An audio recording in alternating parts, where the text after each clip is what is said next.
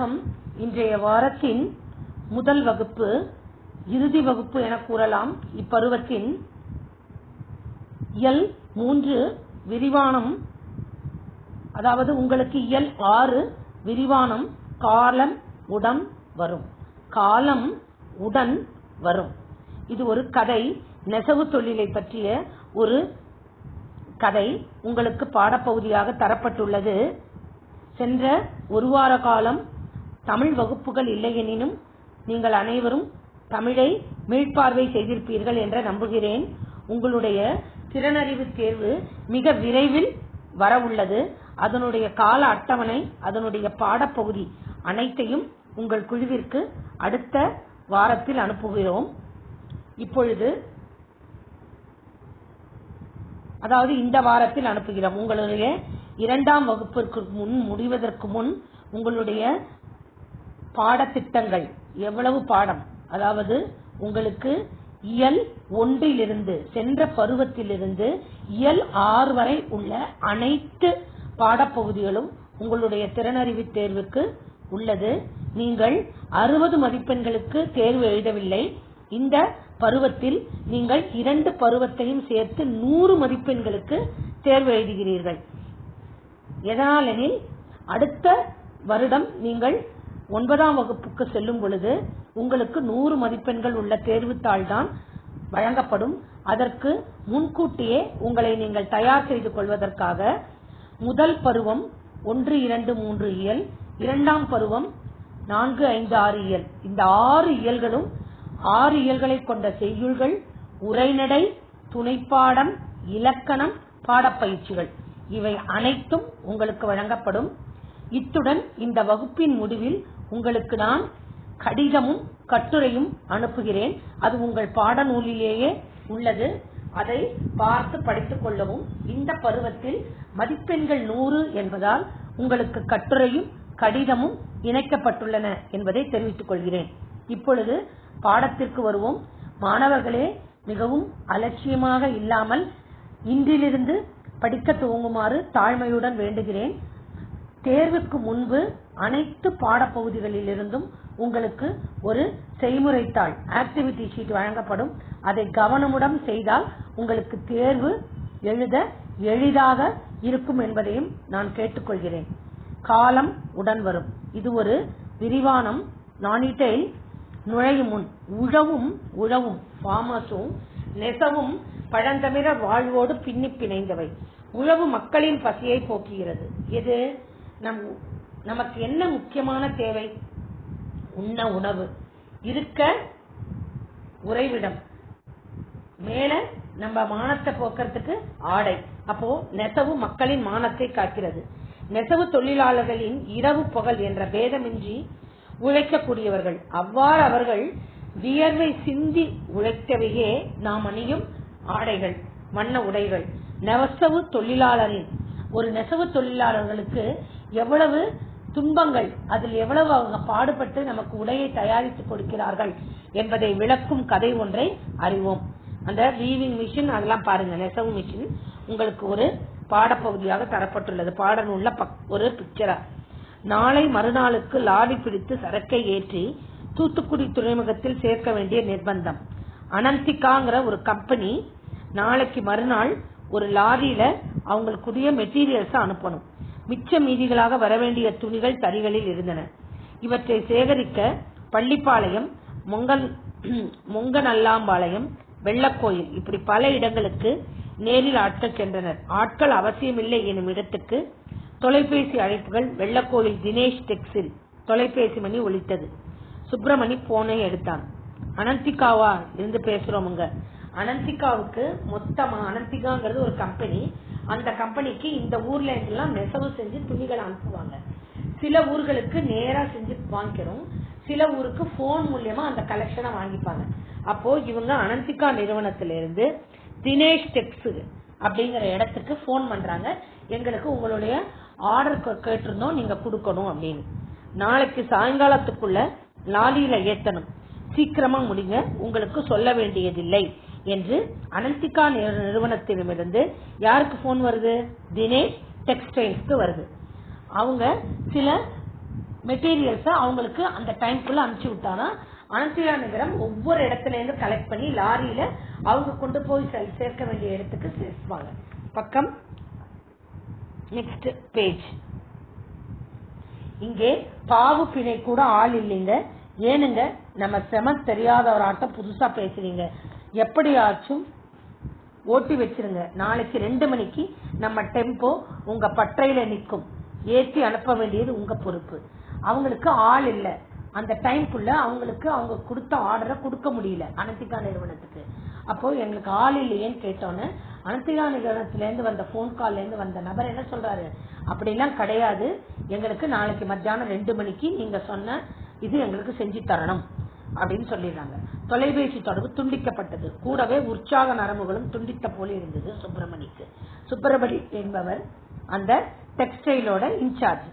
நேரம் இப்போது இரவு 11, நாளைக்கு 2 மணி.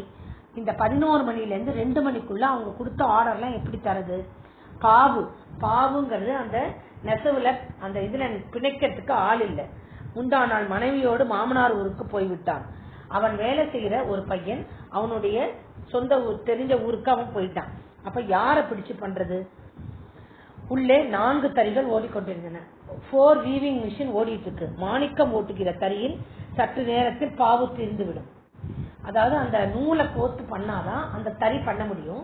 அந்த நூல் கோக்குறவன் ஊருக்கு போயிட்டான். ஆனா அந்த தறியில கொஞ்சம் தான் பாவு இருக்கு. அப்போ மிச்சம் கொஞ்சம் நூல் வைத்து அடுத்த பாவை பிணைத்து விட்டால் நாளைக்கு ஓடி அடைந்து விடும். பாவு பிணைக்க ஆள் வேண்டும். அது திரும்பியும் அதுல பாவு பிணைக்கிறதுக்கு ஒரு ஆள் வேணும். அப்ப என்ன பண்றது? நண்பன் ரகுவின் குமரன் அவன் ஒத்தர் ஃப்ரெண்ட்ஷிப்னால இவன் என்ன டெக்ஸ்டைல் வச்சிட்டு இருக்கான், தினேஷ் டெக்ஸ்டைல். அவனுடைய ஃப்ரெண்டு சுப்பிரமணியோட டெக்ஸ்டைல் பேரு தினேஷ் டெக்ஸ்.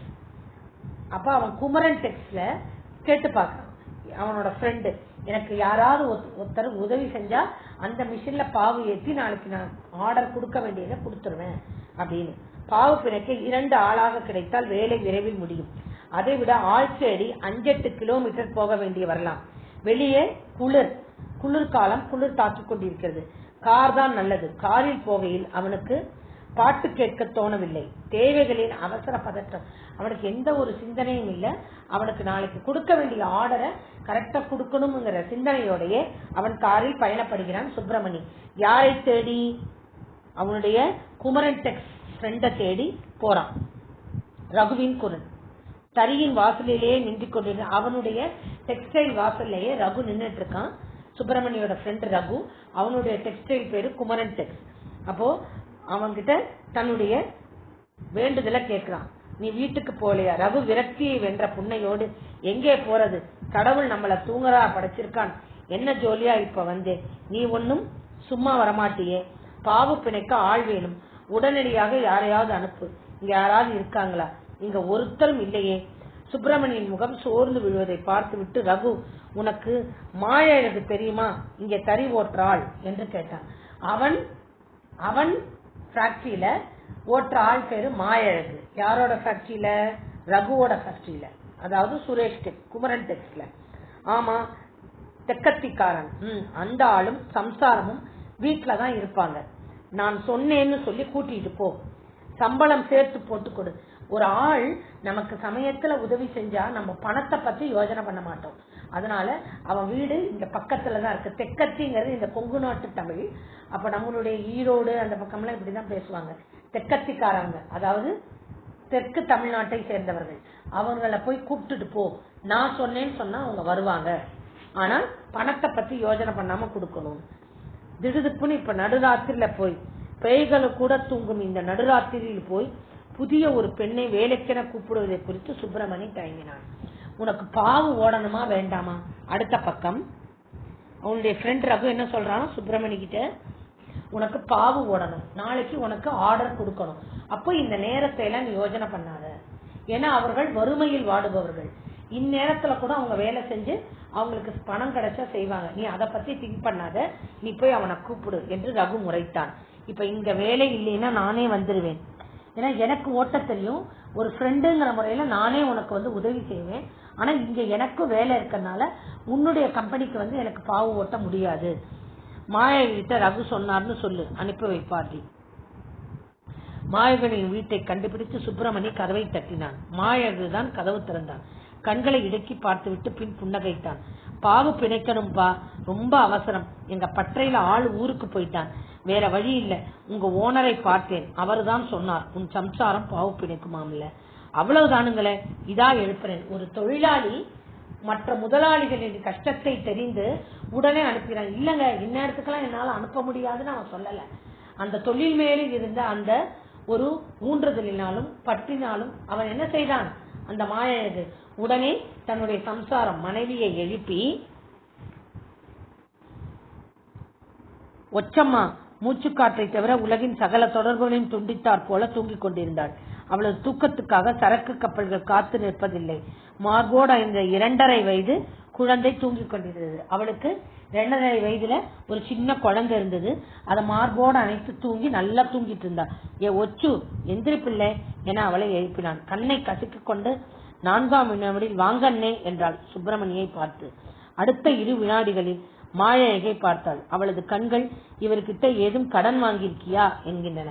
ஏன்னா தொழிலாளிங்க அந்நேரத்துல கதவு தட்டினா கடனாளிக தான் கதவு தட்டுவாங்கிற பயம் அந்த ஒச்சம்மாவிற்கு இருந்தது. அதாவது மாயழகவின் பெண்டாட்டிக்கு. அப்போ அவன் நீ கடன் வாங்கியிருக்கியான்னு பார்த்த உடனே, இல்ல பிள்ளை, முகம் கழுவி கொண்டு வரும்போது மலர்ச்சியாக தெரித்தாள். பாவு பிணைக்க கூட்டிட்டு போக வந்திருக்காரு. அப்போ அந்நேரத்துல அவங்களுக்கு பண தேவை. அதனால அந்த நேரத்திலையும் அவள் தன்னை வேலைக்கு போக சம்மதித்துக் கொண்டிருக்கிறாள். உடனே மூஞ்சி அலம்பிட்டு ஃப்ரெஷ்ஷா வரா. கார்ல வந்தீங்களா என கேட்டவாறு குழந்தையை தூக்கி கொண்டு வெளியில இறங்கினார். சுப்பிரமணி மாயகை பார்த்து, மாயகை வர்றபடியா என்றான்.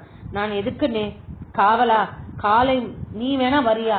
ஏன்னா ஒரு மனிதாபிமானம். ஒரு பெண்ணை அந்த நடுநிசியில் ஒரு ஆணோடு அனுப்புவது அந்த கிராமத்தில் பழக்கம் அல்ல. அதனால நல்ல சுப்பிரமணி என்ன கேட்கிறான், நீயும் கூட வரியா என்று மாயகியை கேட்கிறான். நான் எதுக்கு, நான் இங்க வீட்டுல இருந்துக்கிறேன், நீங்க அவளை கூட்டிட்டு போங்க என்ற ஒரு தொழிலாளி ஒருத்தர் முதலாளி மேல் இருக்கும் நம்பிக்கையையும் இந்த கதையில் நாம் அறிய முடிகிறது என்றவாறு சுப்பிரமணி வெளியே வந்து காரின் பின்கதவை திறந்து ஒச்சமாவை உட்கார வைத்துவிட்டு காரை கிளப்பினான். தனது பற்றை சுப்பிரமணி காரை செலுத்தினான். தறிப்பற்றைக்குள் நுழைகிற நேரம் 2ஆம் நம்பர் தறி ஓடி முடித்து 1.5 மீட்டர் நூலை மிச்சம் வைத்திருந்தது. இனி அதே நூலில் பாவை பிணைத்து தொடர்ந்து ஓட்ட வேண்டியதுதான். பாவு பீமிலிருந்து செல்கிற இந்த 4000 நூல்கள் பெரிய இசைக்கருவியின் தந்திகள் போல் உள்ளன. இத்தனை தந்திகள் இருந்தும் டக் டக் டக் டக் என ஒற்றை தறி சத்தம்தான். அடுத்த பக்கம். தறிமுகத்தில் ஊடுபாவாக நூல் கோத்து கொண்டு எலி மாதிரி தார்கதில் ஓடினால் நூல்களுக்கு துணி வடிவம் வந்துவிடும். துணியின் டிசைனை தறிக்கு மேலே வெட்டி வெட்டி தரும் ஜக் கார்டுகள் தீர்மானிக்கும். பழைய வெற்று பீமை கலட்டிவிட்டு புதிய பாவு பீமை தறிப்பயன்கள் உதவியோடு சுப்பிரமணி பொருத்தினான். ஒச்சம்மாவுக்கு வேலை துவங்க ஆரம்பித்தது. குழந்தை தோளில் தூங்கிக் கொண்டிருந்தது. சுவர் ஓரமாக ஒரு பெட்ஷீட்டை தேடி விரித்து அதில் குழந்தையை படுக்க வைத்தாள். தறி சத்தத்தில் கூட விழிக்காத குழந்தை தாயின் அருகாமை தவறியதும் சினுங்கியது. சில கழிநூல்களை எடுத்து அதன் விழா பகுதியில் வைத்தாள். அதாவது அம்மா படுத்துக்கிறது போல ஒரு தறி நூல் கண்ட சுத்தி வச்சோன்னா அது அம்மா படுத்திருக்குன்னு அந்த 2.5 மாத குழந்தை தூங்கிக் கொண்டிருந்தது. அதன் மீது கை போட்டு குழந்தை அமைதியானது. தறியின் அருகே வந்து நூல்களை முடிச்சிட்டு இணைக்க ஆரம்பித்தாள் ஒச்சம்மா. அவளுக்கு சொந்த ஊர் உசிலம்பட்டி பக்கம் உள்ள கிருஷ்ணராபுரம். சீமைக்கருவிலே முட்கள் அதிகம் உள்ள ஊர். மாழையில் கோம்பை தொழுவுக்காரன். கோம்பை தொழுவு என்றால் அது வெள்ளிமலை அடிவாரத்தில். அவர்களுடைய ஊர்களை வச்சு இதுல சொல்லியிருக்காங்க. இதெல்லாம் நம்மளுக்கு கதைக்கு அவசியம் இல்லை. வருஷ நாட்டு மலைத்தொடர்ச்சி கண்டமனூர் எல்லை தாண்டி போக வேண்டும். அங்கிருந்துதான் 3 மாவட்டங்களை தாண்டி மாயழகு வெள்ளக்கோயிலுக்கு தறி ஓட்ட வருவான். கொஞ்சம் காசு பிடித்ததும் கோம்பை தொழுவுக்கு போய் சுற்றி கொண்டிருந்து விட்டு வருவான். அப்படி தனது ஊரில் இருந்த போதுதான் ஒச்சம்மாவின் உடன் முடிச்சானது. அப்படி பாக்குறப்பதான் ஒச்சம்மாவை அவன் கல்யாணம் பண்ணிக்கிட்டான். இதெல்லாம் நம்மளுக்கு இந்த கதைக்கு அவசியம் இல்லை, உங்களுக்காக சொல்லியிருக்காங்க. எதிர்கால நன்களை எடுத்து பேசி வெள்ளக்கோயிலுக்கு குடும்பத்துடன் வர செய்தான். வீடு முதலான ஏற்பாடுகள் முடிந்தவன் மாயைக்கு இது பரவாயில்லையே என்று தோன்றியது. ஆனால் வெள்ளக்கோயில் வந்த ஒன்ற ஒச்சம்மா அழுகை இருக்கிறதே, தினம் ஒரு மரத்தின் கீழ் அடுப்பு பற்ற வைக்கிற நாடோடு பிழைத்துட்டான். ஆயினும் இனியும் இடம் மாறினால் தான் பிழைக்க மாட்டோம் என்பதாக அவளுக்கு பட்டது.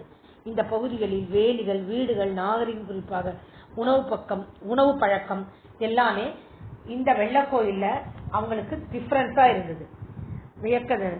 இங்குள்ள பெண்கள் வெஞ்சனம் பொரியலா, பொரியல் இல்லாமல் சாப்பிடலாம், தயிரோ மோரோ இல்லாம தான் சாப்பிட முடியாது என்றார்கள். உணவு, காற்று, நீர், ஒப்பனை எல்லாமும் மாற வேண்டியிருந்தது. தறித்தொழில் இயந்திர நேர்த்தி அதிகம் கொண்டது. நுட்பங்களுக்கு மூளையை செலவிட தேவையில்லை. ஆனால் பிசகாமல் ஒரே மனசாக நேரம் செலவிட்டாக வேண்டும். பாவு பிணைத்தல், ஒடியெடுத்தல், கோன் போடுதல் எல்லாம் சில மாதங்களில் ஒச்சம்மா கற்றுக்கொண்டாள். இங்க வெள்ளக்கோயில் வந்துதான் அவன் மரம் வெட்டி பொழைக்கிறத விட்டுட்டு தறி செய்யறது எப்படின்னு கத்துக்கிட்டார். தொழிலில் தறி ஓட்டுகிற பெண்களும் இருக்கிறார்கள். விமானமே ஓட்டியவர்கள் தறி ஓட்ட மாட்டார்களா என்ன? தன் குழந்தையின் கல்வி பற்றி இப்போதே கவலை வந்துவிட்டது. தன் பையன் தார் போடுகிற பையனாக மாறுவதை அவளால் அவன் தார் போடுறவன், இவன் மரம் வெற்றவன். அதனால அந்த அப்பா அம்மாவோட பையன் வரக்கூடாது என்று நினைத்தாள் ஒச்சம்மா. அடுத்த வகுப்பில் பார்க்கலாம். நன்றி, வணக்கம்.